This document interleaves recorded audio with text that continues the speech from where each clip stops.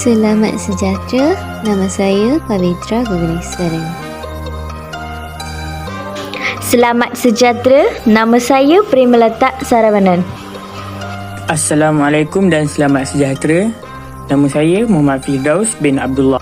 Assalamualaikum dan selamat sejahtera. Nama saya Nur Ilya Atira binti Abu Hassan. Ladies and gentlemen, are you ready? Hai semua, untuk final year project, kumpulan saya memilih sebuah aplikasi yang bernama Budgetify. Budgetify daripada gabungan nama Budget dan juga Identify. Maka nama aplikasi ialah Budgetify. Kita tengok introduction dulu. Projek ini adalah mengenai tentang aplikasi pengiraan dalam pendidikan. Ia untuk membantu pelajar meningkatkan kemahiran mereka dan juga memudahkan proses pengiraan. Aplikasi ini dicipta terutamanya kepada pelajar semester 4 yang telah mendaftar khusus DPA 20193 untuk subjek Basic Cost Accounting. Dalam Budgetify terdapat dua kategori, iaitu Flexible Budget dan Performance Report. Contohnya, kepada pelajar yang menggunakan aplikasi ini, mereka hanya tambahkan digit atau nombor dalam aplikasi itu dan tekan button Calculate untuk dapatkan jawapannya. Kan senang, dengan menggunakan aplikasi ini, pelajar tak perlu mengambil banyak masa untuk selesaikan pengiraan dalam topik bajet. Seterusnya, saya meneruskan pembentangan dengan problem statement. Menurut Hairan dan Designuddin 2020, mereka mengatakan bahawa para pensyarat telah menghadapi cabaran besar untuk pastikan kelas-kelas itu dijalankan, tidak kira apa-apa pun kesan daripada pandemik COVID-19. Sebelum menilai pelajar-pelajar di DPM, kami membuat soal selidik iaitu questionnaires dari Google Form dan edarkan kepada pelajar-pelajar DPM untuk memilih subtopik yang susah. Terdapat 25 pelajar telah respon. Yang pertama adalah tahap pemahaman. Dalam penilaian, kebanyakan pelajar mendapat 60% ke bawah dalam ujian topik bajet. Ia mungkin tahap pemahaman pelajar untuk selesaikan soalan-soalan mungkin kurang mahir. Yang kedua adalah mengalami tekanan semasa menjawab soalan. Terdapat 96.2% responden daripada 26 respon berkata ia apabila mengalami tekanan semasa menjawab.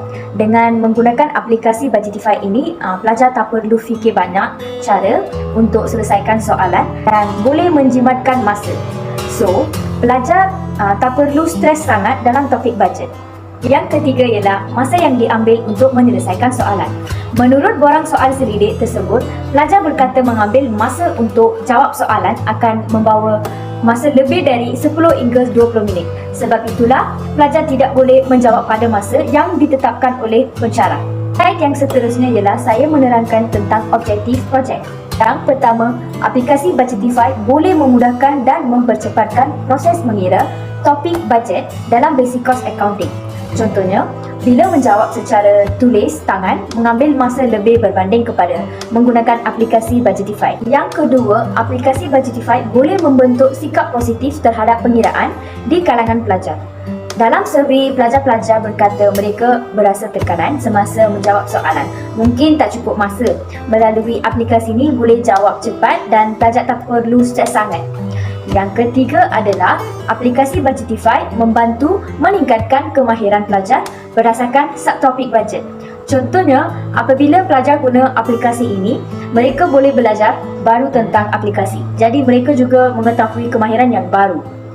Slide seterusnya ialah Project Scope. Aplikasi ini tidak terhad dari segi memasukkan digit atau nilai.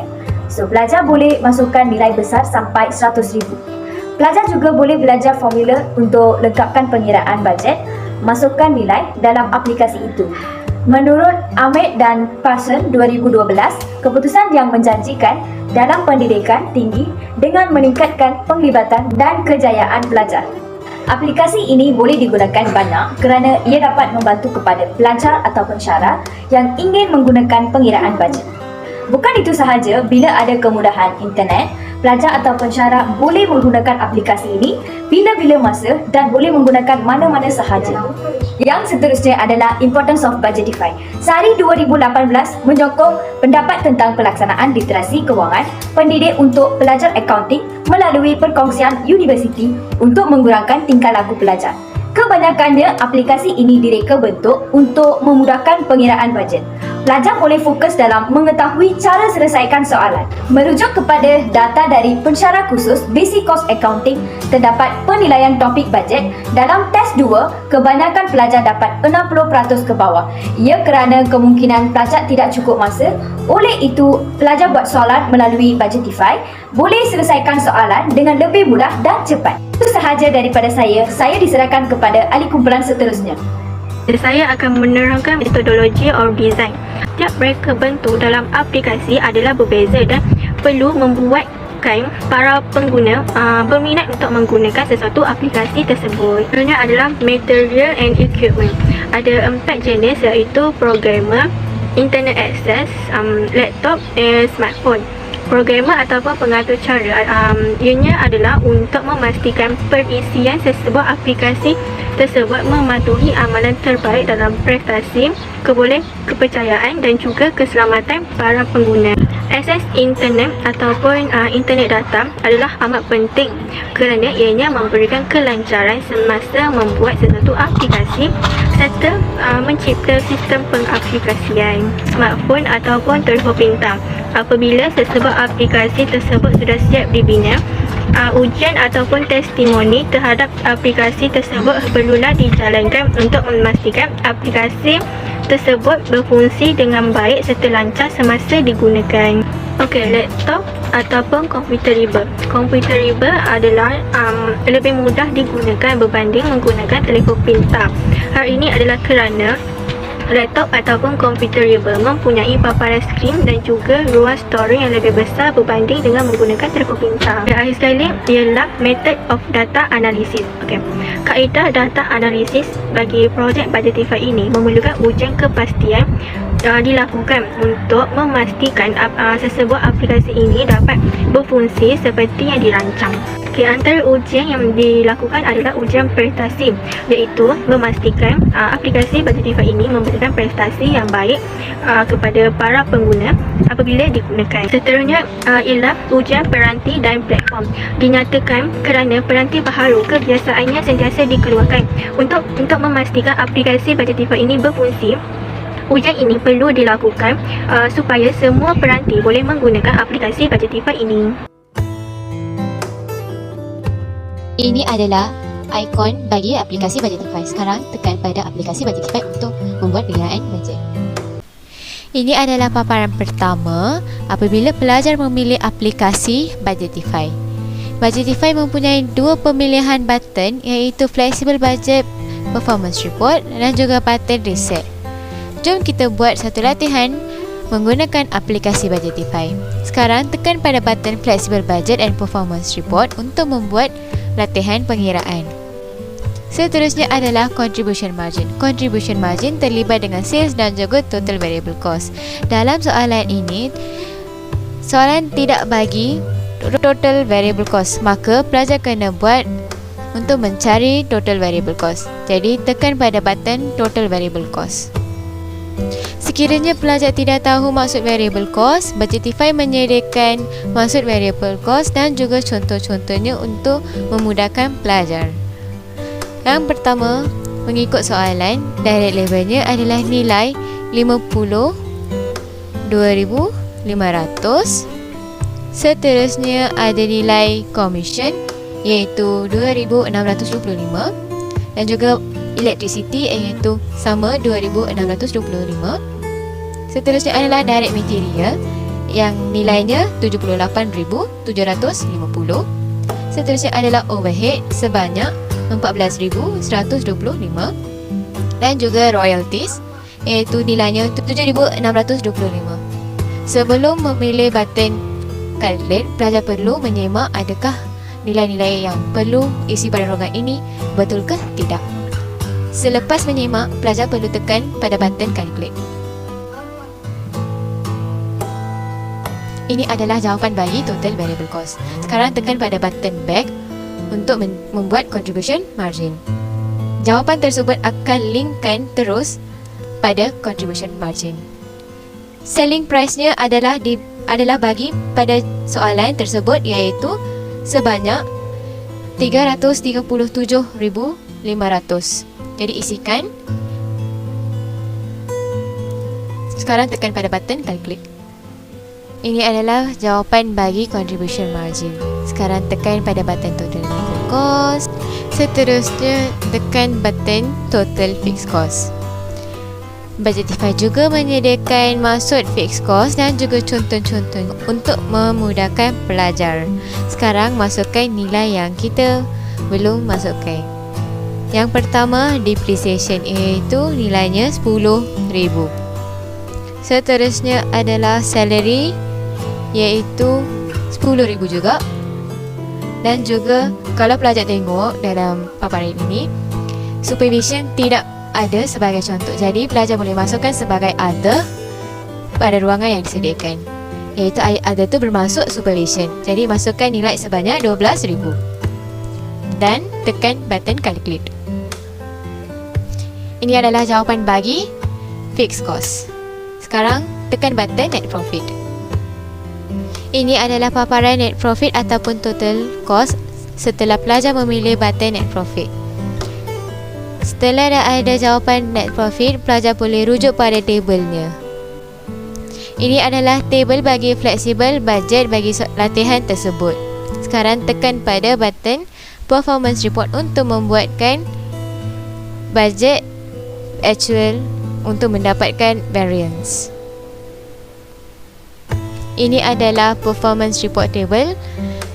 Pelajar hanya masukkan nilai budget dan juga actual untuk mendapatkan variance. Sekarang masukkan nilai actual pada ruangan yang disediakan. Sales sebanyak 337,500. Direct labor 52,500. Commission 2,625. Water and electricity, iaitu electricity 2,625. Direct materials 78,750. Overhead sebanyak 54,125. Royalty sebanyak 7,625. Total variable cost 158,250. Dan juga contribution margin sebanyak 579,250. Selepas itu masukkan nilai fixed cost. Yang pertama, depreciation sebanyak 10,000. Salary sebanyak 10,000. Ada iaitu supervision yang sebanyak 12,000.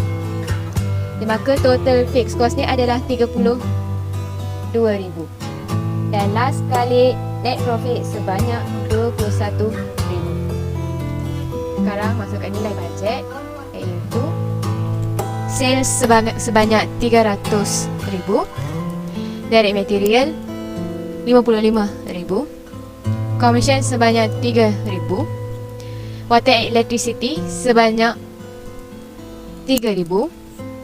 Direct material sebanyak 80,000. Overhead sebanyak 4,000. Royalty sebanyak 6,000.